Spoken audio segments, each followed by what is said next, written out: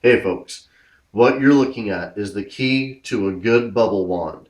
We're going to make several bubble wands or bubble blowers, and having good yarn is very important. This is going to wick up the soap solution that will allow us to make bubbles.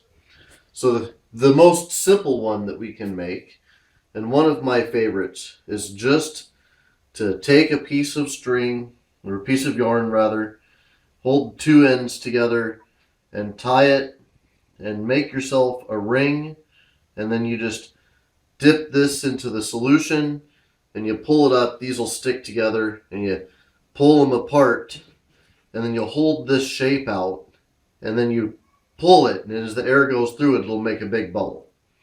So that's our simplest bubble blower, and I'm looking forward to showing that to you folks.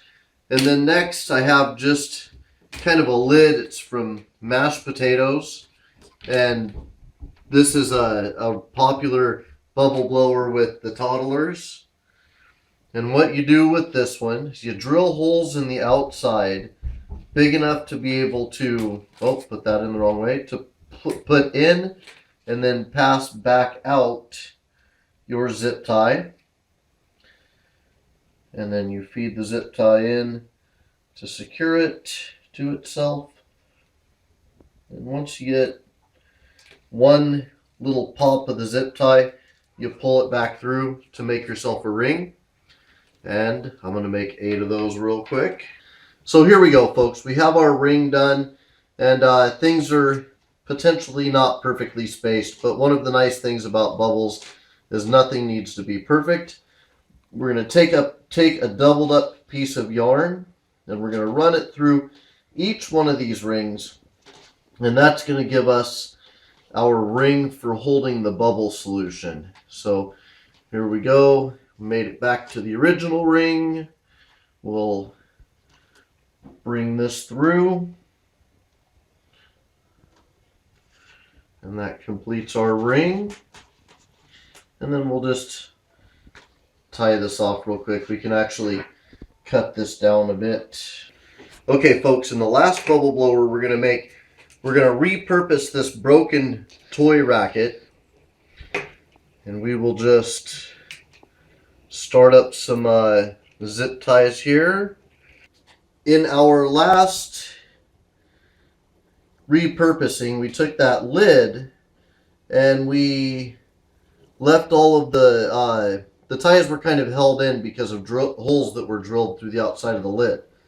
But in this case, we're going to need to hold our ties by tension. But now this spacing doesn't have to be perfect. Nothing about bubbles needs to be an exact science, except for perhaps the bubble solution. Okay, so now I'm going to take out our extra pieces. And we're going to do something a little different with this that we didn't do with the plastic lid. With this, we're going to take our extra yarn material and we're going to wrap it back around the inside of the disc. Or the ring, rather. Just to give it a little extra oomph here, we'll wrap kind of around each middle section. We'll do a quick little wrap through. This will not only add to the surface area of the yarn that we have to wick up fluid, but it also gives us cool trailing bubbles around the outside. Those have been a hit in the past. When we get back to the as we come back to the main section, we just wrap back over on itself, and we have the two ends, separate them, wrap one around an extra time, and then just tie these off.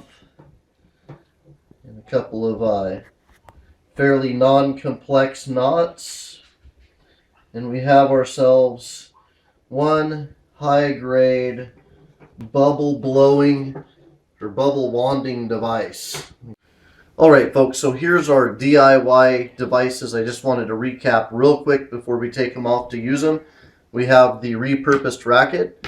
we have the repurposed mac and cheese lid, and we have the simple string blower. And now we're going to pack the twins up and head off to the park and see what we can do.